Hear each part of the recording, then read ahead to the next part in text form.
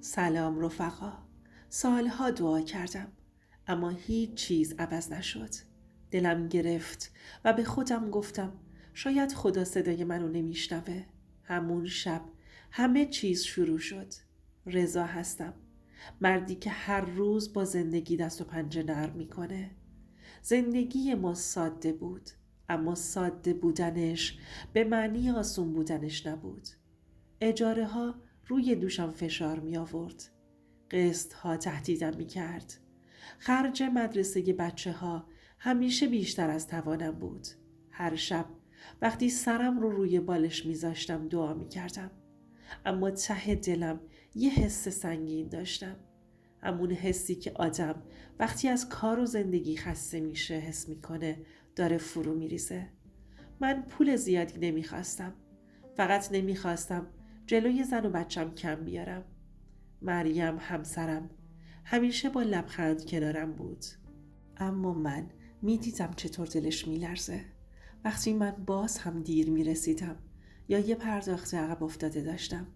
دلشورم بزرگترین دشمنم بود و شب‌ها که تنها میشدم بیشتر حس میکردم خدا صدای ما رو نمیشنوه.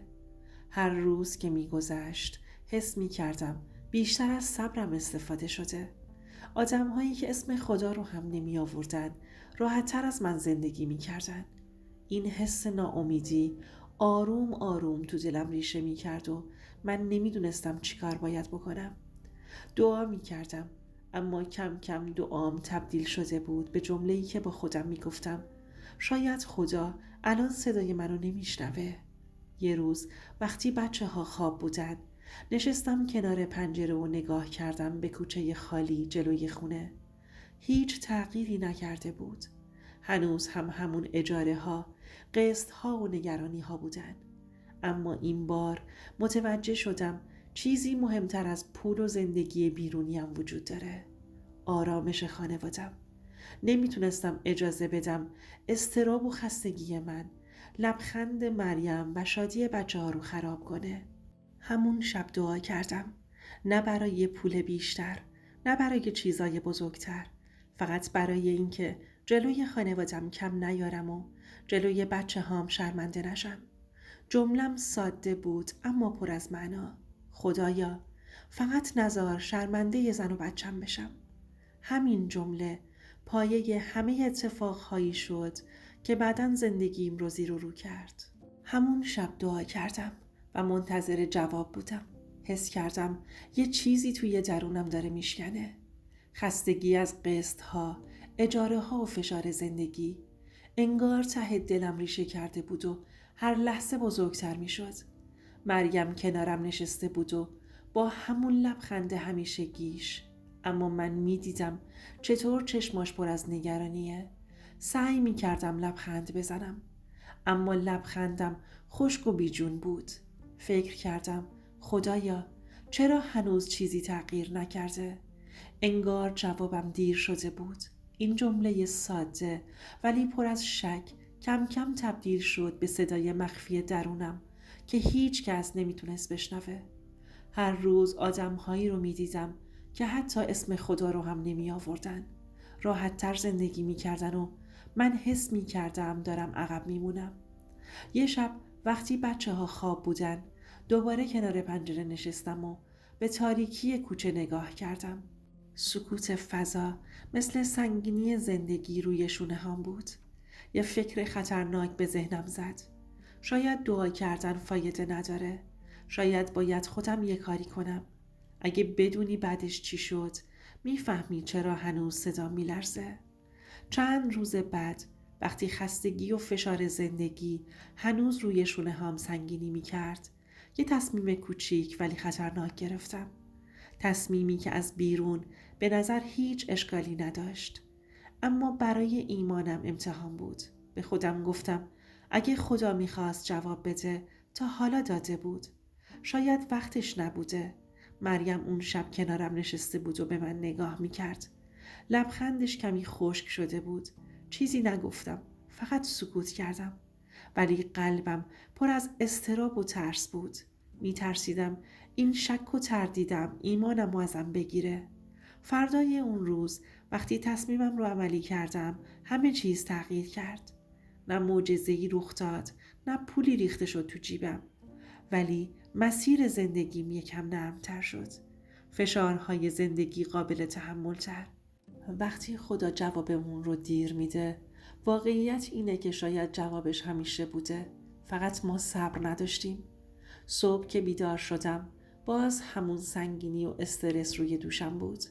هنوز ذهنم پر از سوال و تردید بود. آیا واقعاً کار درستی دارم انجام میدم؟ اون تصمیم کوچیک ولی خطرناک من، یعنی شروع یه مسیر کاری یا سرمایه گذاری کاملا ناشناخته و پر ریسک، هنوز قلبم رو فشار میداد. هیچ تضمینی نبود که موفق بشم و همه آدم‌های دور و برم، حتی دوستام و خانواده بهم میگفتن رضا این کارو نکن، خطرناکه. ممکنه همه چیزت از بین بره. ولی من با خودم فکر کردم اگه خدا میخواست جواب دعاهای منو بده تا حالا داده بود. ولی شاید جواب واقعی همین ریسک و قدم گذاشتن تو مسیر ناشناخته باشه. یعنی باید از مسیر امن و راحت دست میکشیدم و فقط روی چیزی که قلبم بهم میگفت تمرکز میکردم. همین تصمیم یعنی تحمل ترس و فشار بدون هیچ تضمینی برای نتیجه فوری، حتی با خطر از دست دادن اعتماد به خدا یا ایمانم. اون روز با دستهای لرزون و دل پر از استرس قدم گذاشتم. ذهنم پر از شک بود. اگر شکست بخورم همه چیزم به هم میریزه، حتی ایمانم. مریم کنارم نشسته بود و نگاهش بازم پر از نگرانی بود.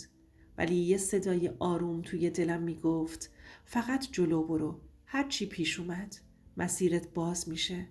روزها و هفته های اول پر از اضطراب و فشار بود. هر قدمی که برمی داشتم قلبم می لرزید و ترس تازه‌ای پیدا می کردم. اما کم کم اتفاق جالبی افتاد.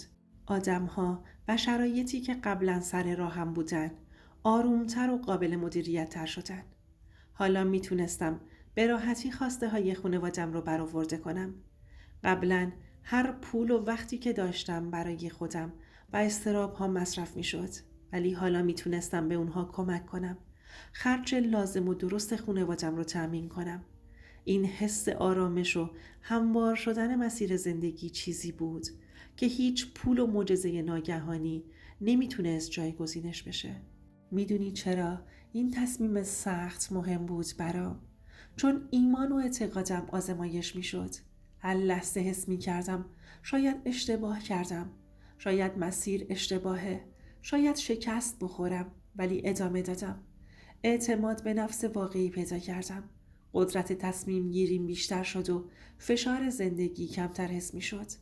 در واقع فهمیدم جواب دعا همیشه پول یا معجزه فوری نیست. معجزه واقعی یعنی ادامه دادن وقتی همه چیز علیهته. ریسک کردن با ایمان و صبر کردن بدون اینکه نتیجه رو ببینی. این تصمیم سخت مسیر زندگی منو تغییر داد و به هم یاد داد که حتی وقتی همه چیز ترسناک و نامطمئن به نظر میاد، ایمان و شجاعت واقعی ترین جواب دعاست.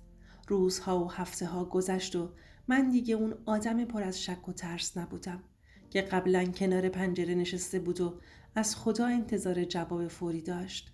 تصمیم سخت و ریسکی که گرفته بودم کم کم ثمره خودش رو نشون داد. مسیر زندگیم نه فقط نرمتر و هموارتر شده بود، بلکه حس قدرت و کنترل بیشتری داشتم. حالا میتونستم با آرامش تصمیم بگیرم، نه تحت فشار اضطراب و ترس. یکی از بزرگترین درس هایی که گرفتم این بود جواب دعا همیشه فوری و آشکار نیست. گاهی جواب دعا یعنی این که خودت رشد کنی، شجاعت پیدا کنی و یاد بگیری با ترس و فشار کنار بیای. و جالبتر این که وقتی مسیر نرمتر شد، فرصت‌هایی ظاهر شد که قبلا هیچ وقت انتظارشو نداشتم. آدم‌هایی که راه رو بسته بودن حالا کمکم می‌کردن. موقعیت‌هایی که بسته شده بود باز شد و شرایطی که فشار آورده بودن قابل مدیریت شدن. حس کردم خدا با آرامش و زمان خودش جواب دعاهام رو داده، اما نه به شکلی که انتظارشو داشتم، بلکه به شکل تحول درونی و قدرت تصمیم گیری واقعی خودم. امروز وقتی نگاه میکنم به زندگی میبینم که میتونم خواسته ها و نیازهای خانوادم رو برآورده کنم. میتونم برای آینده مریم و خودم برنامه ریزی کنم و فشارها و اضطرابها رو کمتر حس کنم. این حس واقعی موفقیت و آرامشه، نه چیزی که با پول و معجزه فوری بیاد. و آخرین چیزی که میخوام بهتون بگم این که زندگی همیشه مستقیم و آسون نیست، اما اگه با ایمان و شجاعت قدم برداری، حتی مسیرهای سخت هم هموار میشن و فرصتهای واقعی خودشون رو نشون میدن. و میخوام حالا ازت بپرسم، اگه جای من بودی همون تصمیم رو میگرفتی یا باز هم منتظر جواب دعا میموندی؟ یه نصیحت: گاهی خدا جواب دعا رو نمیده چون منتظر تغییره که باید اول توی خود ما اتفاق بیفته، نه برای اذیت کردنه، نه برای قوی تر شدنمون. دوست عزیزم، اینم از داستان امشب. اگه تا اینجای داستان کنارم موندی واقعا ازت ممنونم. تو جز اونایی هستی که فقط گوش نمی کنن، می فهمن. و اگه دوست داری داستانهایی رو بشنوی که توی دل خیلی ها مونده و صداهایی که هیچ وقت شنیده نشدن، لطفاً کانال رو سابسکرایب کن و زنگوله کنارش رو فعال کن، چون اینجا قرار حرف هایی گفته بشه که شبیه زندگی خودته.